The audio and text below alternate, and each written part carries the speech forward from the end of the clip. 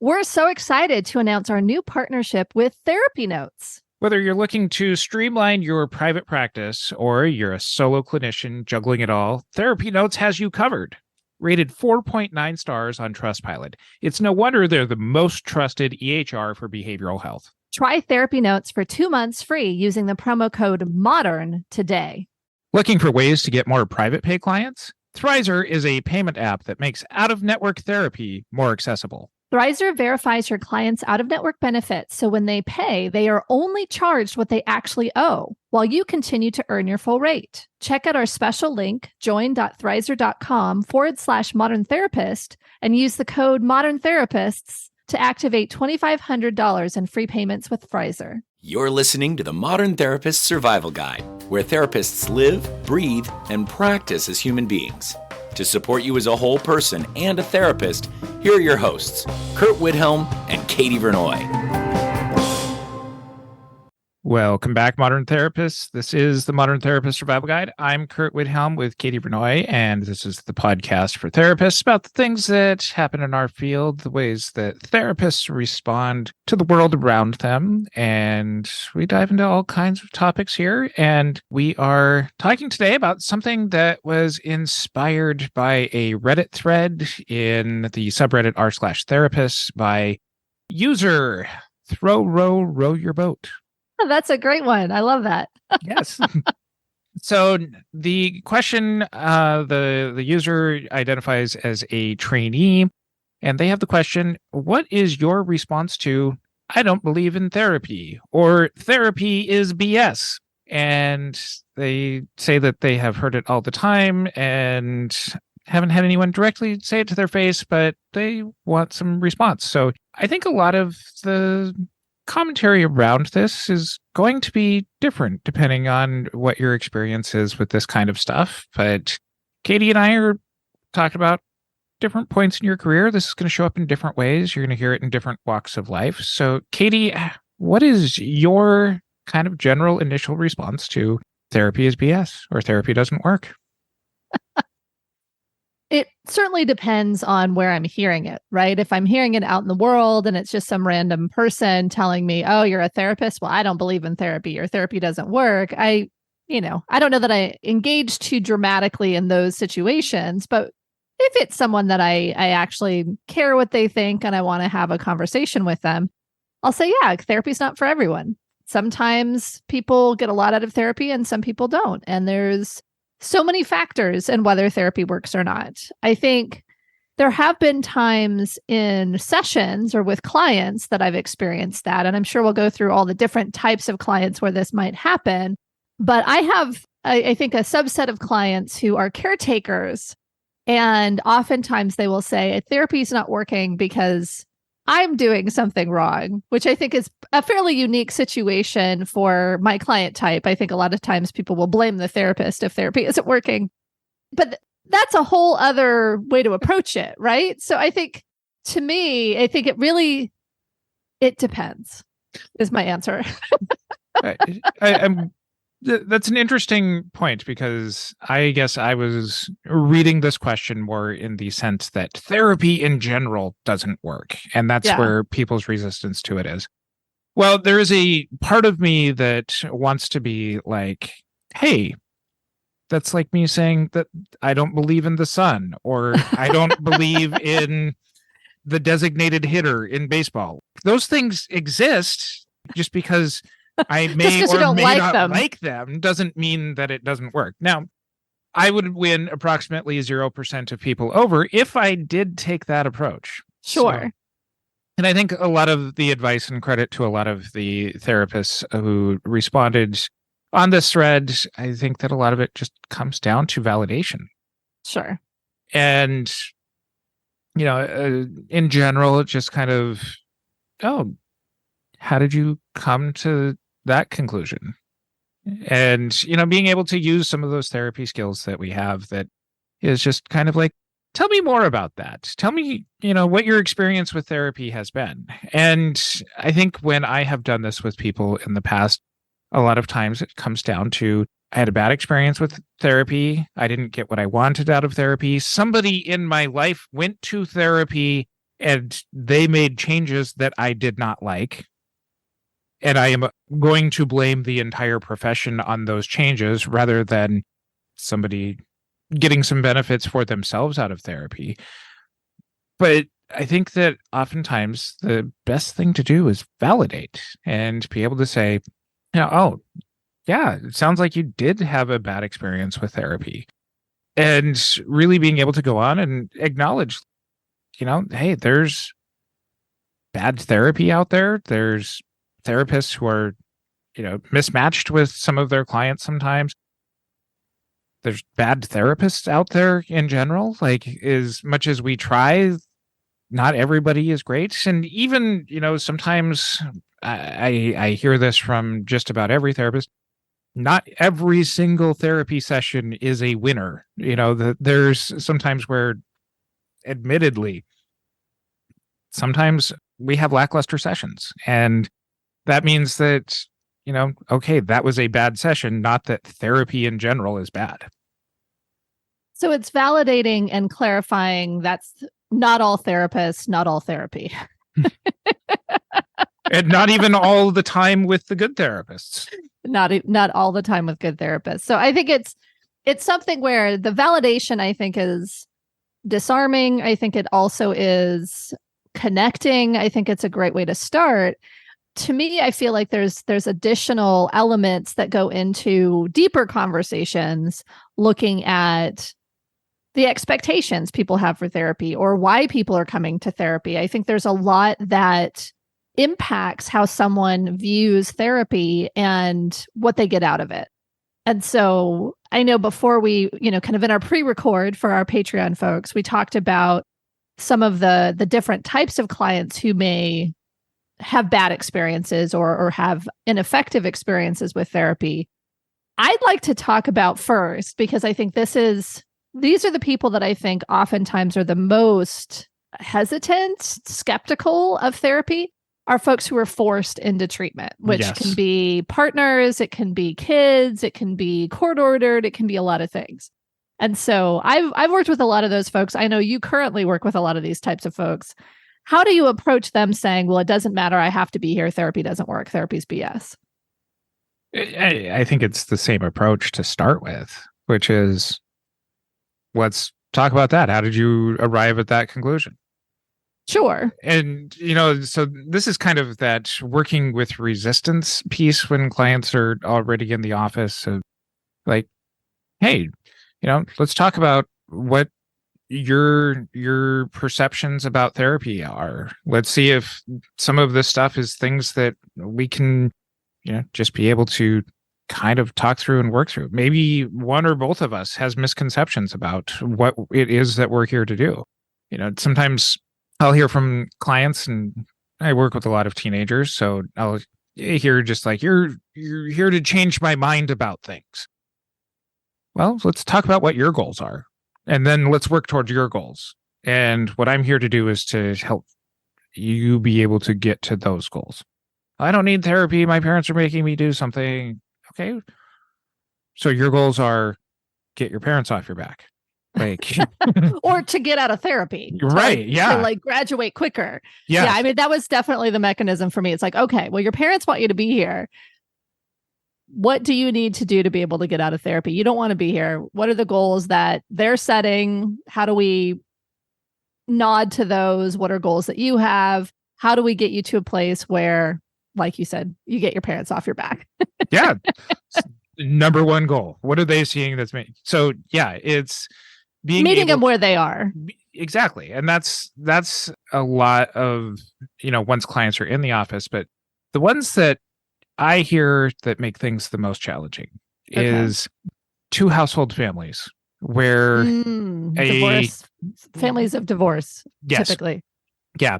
Where a parent called the non-custodial parent, or the parent who doesn't have the, I've identified a problem with my child and I would like them to go into therapy, but you reach out for the consent and make yourself known, and you get met with, I don't believe therapy is going to work, and blah, blah, blah, and all this kind of stuff.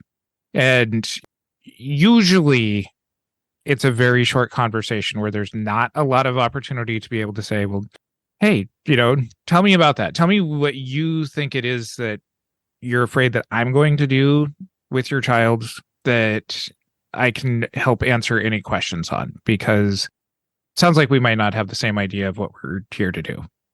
Sure. I think in those situations, I think there's this other element of trying to get to their concerns. Yes.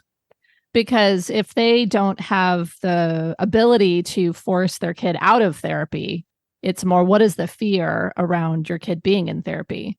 Mm-hmm. And so obviously there's a lot of joining that has to happen there to be able to get to a place that you can actually ask that question. And that may not be possible if you've already got kind of a hostile parent to begin with. They're being forced into this situation. They don't think it's going to work. And so trying to join with them can be very challenging. Yes. And so sometimes you just can't. I guess I'm getting to, sometimes you just can't get there. But when you can, it can be pretty powerful to be able to talk with them about their fears, allay their fears, talk about ways they might be able to be involved so they can see what's going on, being able to talk through what goals they may have for their kid, for their family, whatever it is. I mean, to me, it seems like there's a lot of benefit to trying. But I think there are a lot of clinicians who get afraid and won't step forward. And so I just wanted to acknowledge it's hard, but it's worth it. Yeah.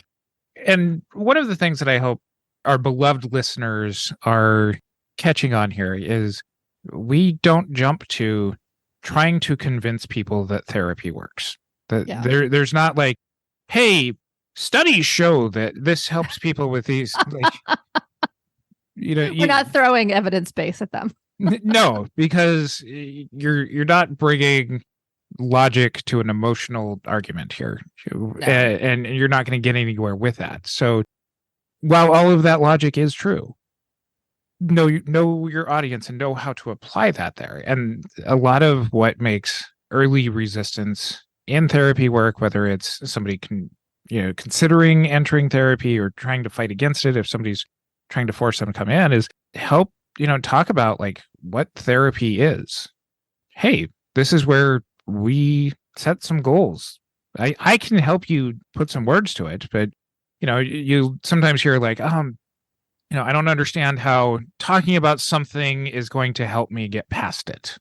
So it might be breaking down some of the process that goes alongside that. Like, okay, well, we do more than just talk about things. We do more than just me sitting here and being like, and how do you feel about that?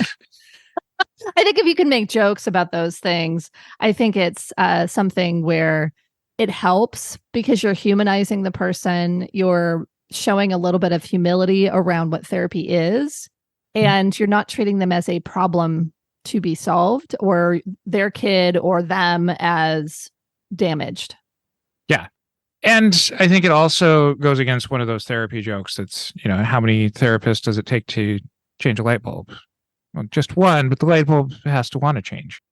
There's some truth to that, but I think in being flexible in kind of your approach to things helps to work through some of the resistance about therapy. But a lot of it just comes down to not being defensive ourselves in response to however people may perceive of our career. And I think the defensiveness can be very, tempting. I don't know that that's the right word, but it can be easy to go to defensiveness, especially early in your career, because you've invested in this. You feel like you're being put on the spot. You have to prove yourself. You have to prove that what you're doing is going to be helpful. And honestly, that's probably the least effective way to address some of these questions and concerns.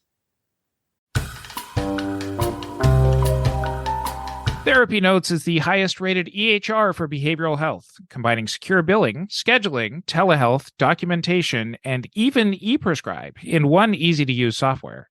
And they're always adding new features to help therapists provide better care to their patients. In addition to tutorial videos, live webinars, and articles designed to help you along the way, they also offer free live customer support 7 days a week with new extended hours to better accommodate West Coast customers. Use promo code MODERN for 2 months free and see what all the hype is about.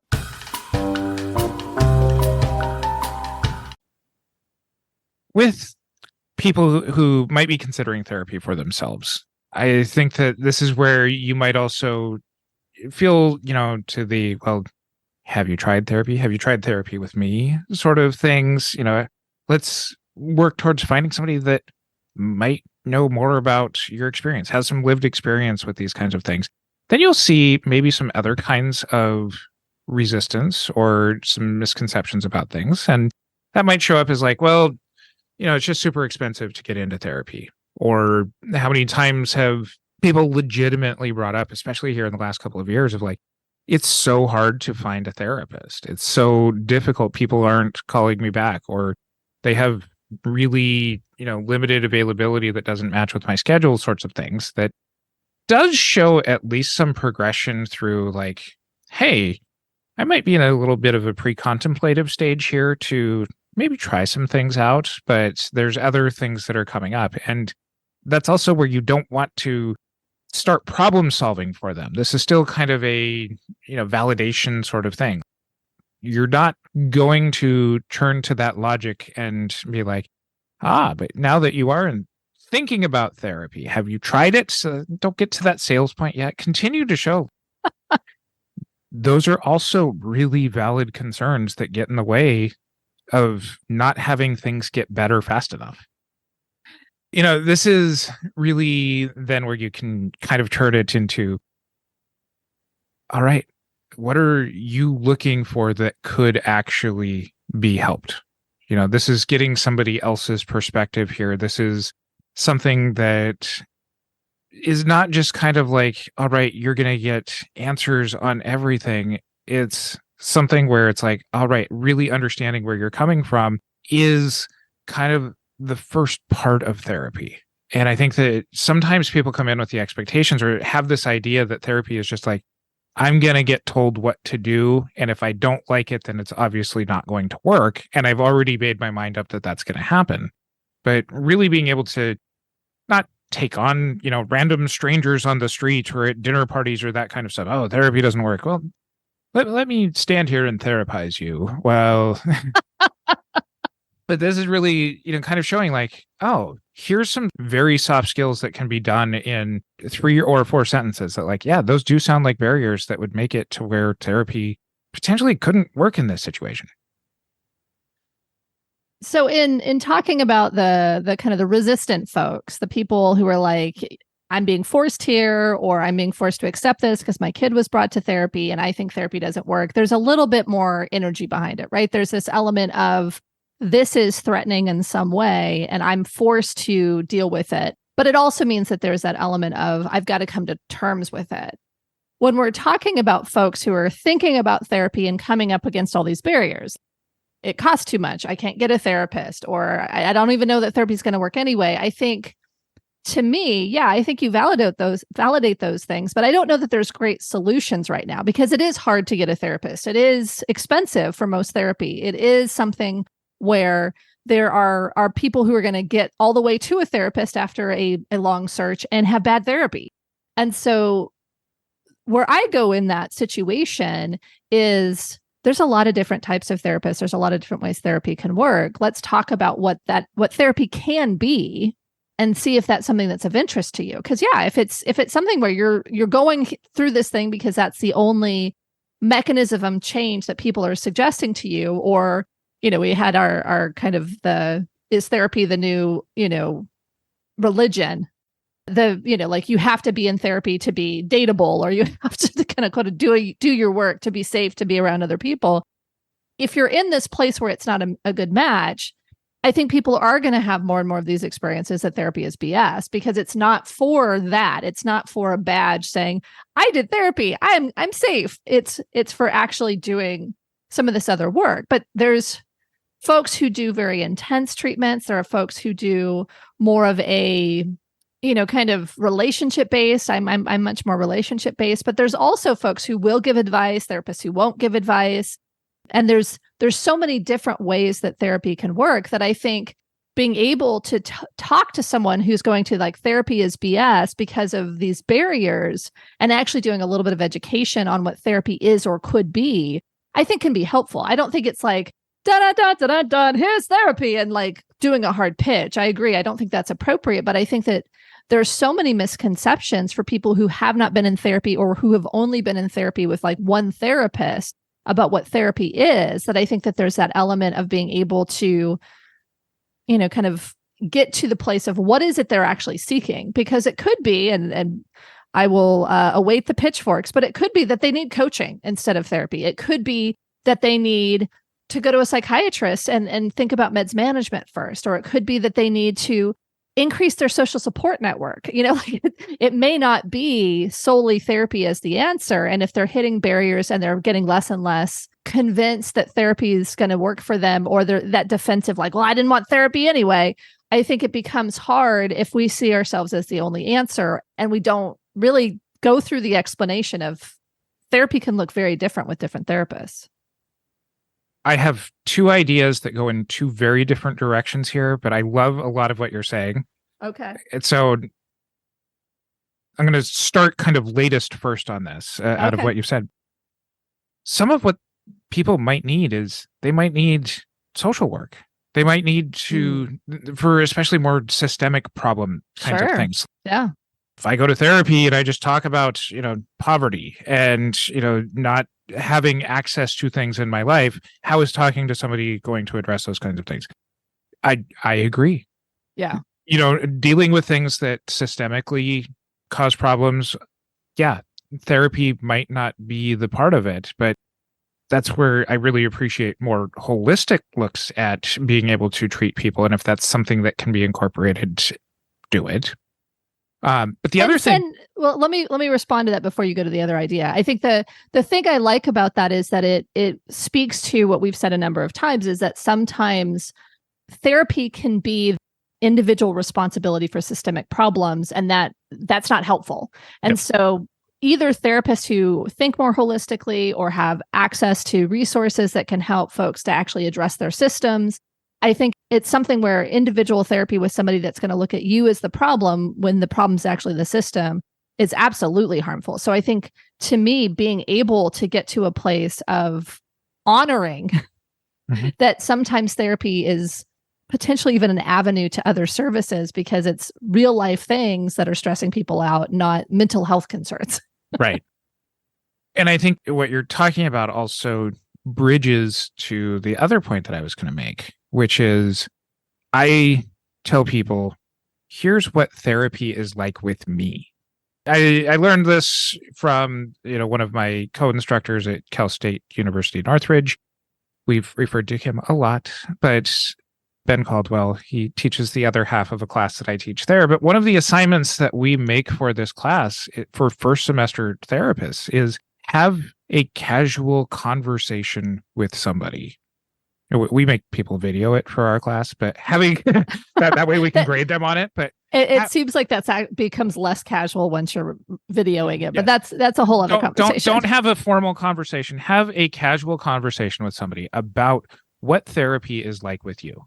Because I think that rather than it being kind of this monolithic sort of treatment where everybody is exactly the same, and something that from the very beginning of our podcast and all of the work that Katie and I do is embracing what the individual aspects of things are. And so when you were talking about, like, some people do really intense, deep work. Some people do cookie cutter approaches. That's just kind of, some people, bring out Nerf guns and shoot their clients with Nerf guns. I don't always approach every single client in the exact same way. But when I talk about kids in my office, we're going to do a lot of experiential stuff. So that way they've got the skills to deal with it. And it's going to be goofy. It's going to bring up big emotions. It might even be frustrating at times. And then we take pauses to be able to be like, all right, what's the skill that we need to use right here? And so I think that part of, trying to address the therapy is bad is not necessarily taking on that every client is necessarily for you, but also that you don't have to be in defense of every single therapist out there. I think one of the things that I see this on sometimes is kind of the reverse end in some of the therapist Facebook groups when we're so quick to judge well, I would never do that in therapy. You get kind of a snippet out of a description of a client session or something like that. And it's just, that's 3 sentences. There's no context to that. There's no context to the Yeah. relationship that happens. When we did our CE episode on humor and therapy, there's definitely clients that I have banter with that it makes sense in our relationship that, all right, it's going to start with an insult. And it might be the client to me, it might be me to the client, but it's within such a deep context of the relationship that does not get translated out. My general advice, people, don't start your sessions with clients with insults. Sure. But it might sometimes be something that relates to a client in the way that they are best able to access what they need out of that session. Bringing us back to... Well, I was just going to the thing that mostly people say work is the relationship, right? And so I think it's relevant to our conversation. I think that's a hard thing to sell from like a website. It's a hard thing potentially even to sell from an initial phone call, right? Is that coming to therapy with me is adding this person to your life. And this is who I am. And this is how I relate with you. And these are the things that are going to happen. And this is the type of healing relationship that we'll have. I think those things become very hard. And oftentimes those things, even though there is evidence about how effective the relationship is, I think it's hard to explain that to folks who are going, well, I want quote unquote medical care that's going to address this efficiently. I don't necessarily want to spend years creating a relationship with you so that 3 years from now you insult me in just the right way and it turns my life around. I think people signing up for some of this stuff, I think it's hard to do. And so I can see why folks would be like, therapy is BS. And like you're keeping people in therapy forever because they pay you and it's a good business model. Like I can see people seeing that as problematic. And it's something that I feel like is the way I'm most effective in my therapy practice is in the relationships. I don't know that I'm necessarily insulting my clients very often, but it is something where I know them so well that this one, I make a joke. This one, I say something a little bit sharper than anybody else says in their life. The relationship gives me permission to do stuff. And like I said before, it's hard to sell that as you're signing up for a relationship with somebody. That's healing. So in kind of maybe adding to this a little bit, short term can be, my kid needs help with dealing with bullies. Sure. All right. Part of the experiential part of that is I'm going to make fun of your child. And over the course of a few sessions, if they get really good at dealing with me, then they're going to be able to deal with kids at their school. Sure. But I think that part of this really comes down to what we talked about in an episode long ago about what the therapeutic alliance really is. Mm-hmm. And you go listen to the whole episode, but it basically boils down to you and the client identify what it is that you're going to work on. You identify on how you're going to do that, and you identify on how well you're doing that. Just popping in quickly to let you know that Thrizer is a payment app that gets you more private pay clients. Thrizer links with your client's health insurance and verifies how much their insurance covers for out-of-network therapy.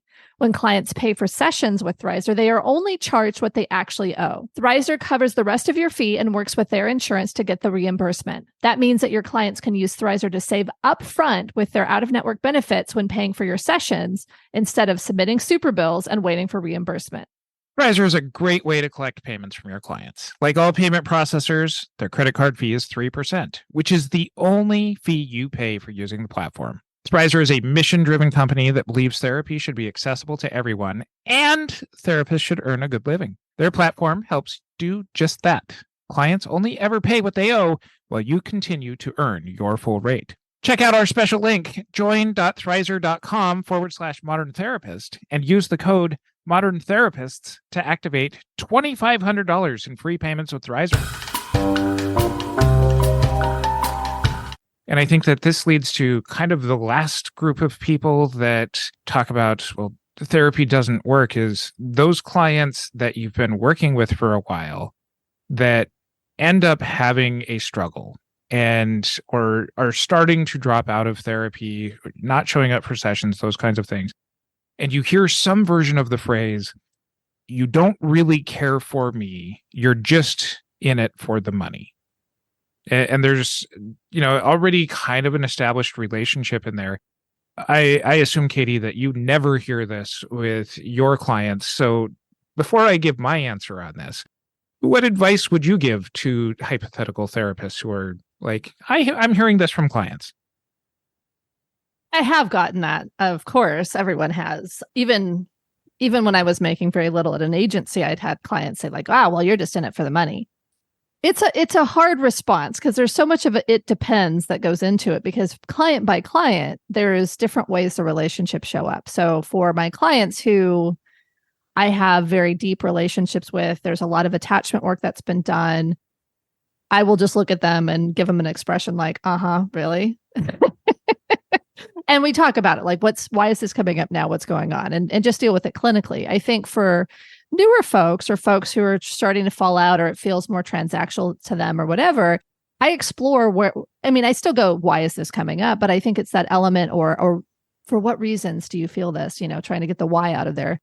But it goes to, what are you experiencing from me that it's feeling more like this is transactional versus the relationship that we've developed? Or what's going on here that's what's brought up? Because I'm getting paid to do this, and it could be I'm getting paid very well, or I'm not, whatever. Like I don't know how much of that information is relevant to the conversation, but it feels like it's an opportunity to double down on the relationship building and the way in which that I care for my clients, and the way in which I care for that client in particular, without crossing boundaries, of course, so that there's an understanding of why I'm showing up for this client in this way. A lot of times for me, when I hear that, it's coming back to the idea of, what is it that you're expecting out of our work together? Mm-hmm. It's validating to the concern, and depending on the kind of setting that you're working in, like Katie described here, there may be some accuracy, there may be some whole lot of projection onto, if you're working at a free place that you're not getting paid either, like doesn't have any meaning to it. Yeah. And depending on the client, you can sometimes make a joke about it. I'm like, well, I'm not making enough for it to make a difference. So let's talk about why you're feeling this way. Right. But it does come back to that validating the concern. Yeah. And reestablishing what it is that you're hoping to work on with the client, and what the client is actually wanting out of therapy. And, not everybody at that point is going to be convinced to come back in for more sessions, but a lot of it's just kind of ending up being able to respond with like, sounds like you have some very serious concerns here. Mm-hmm. I've, been able to, especially with, some of the clients that I've seen for more than a handful of sessions, and say, my care is free. My education and experience is what is being paid for. But really, this is not a question about care. This is a question about, what is it that you need right now? Yeah.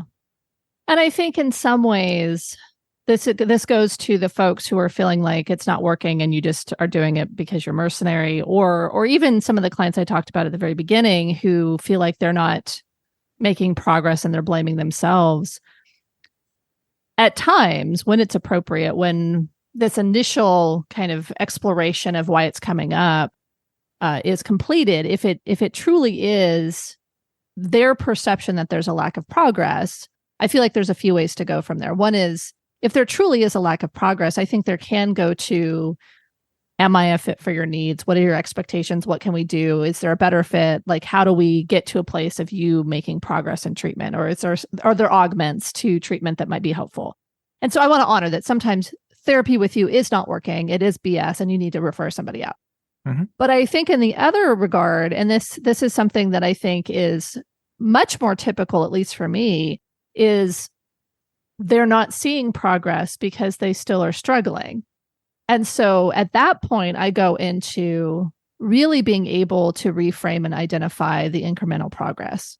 And I think that can be very, very helpful for folks who are especially, low self-esteem, depressed, the folks that their mental health concerns are going to amplify their lack of hope that they can get better.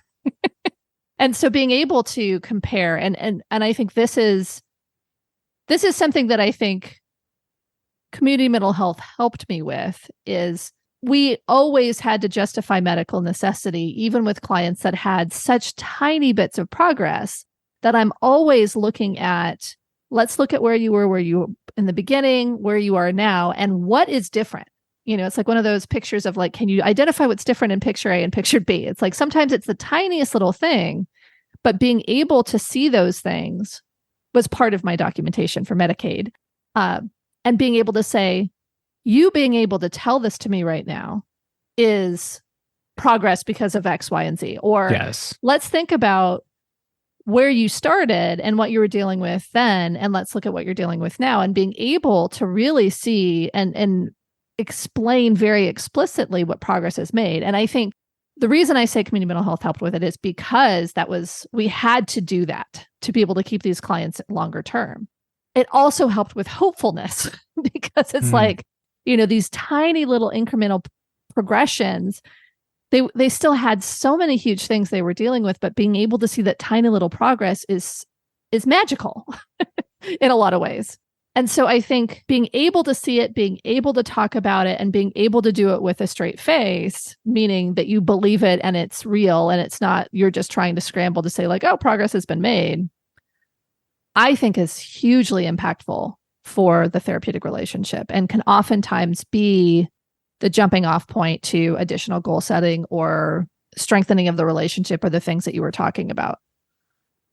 I think the only other point I wanted to make about this last point is if therapists are brand new and defensive, or if therapists are burned out and feel like therapy doesn't work either, I think both of those conditions, and obviously not every new therapist is going to get defensive and not all experienced therapists are going to be burned out. I'm just saying when that is the case, it can be very hard to hear that therapy is BS, you're just in it for the money, therapy doesn't work, you're a bad therapist, whatever it is. Those things can be very hard to hear.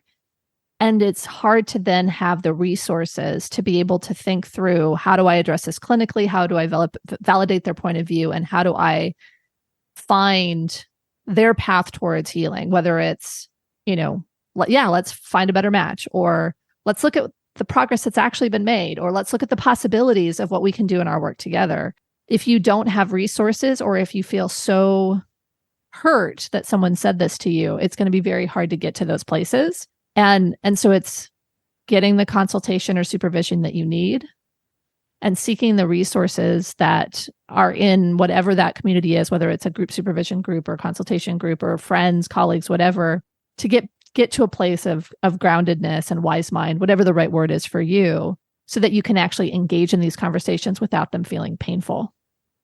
We would love to hear your thoughts on this, and you can do that. Share it with us on our social media. Join us in our Facebook group, the Modern Therapist Group, or reach out to us in any of the other ways that we respond to our wonderful listeners.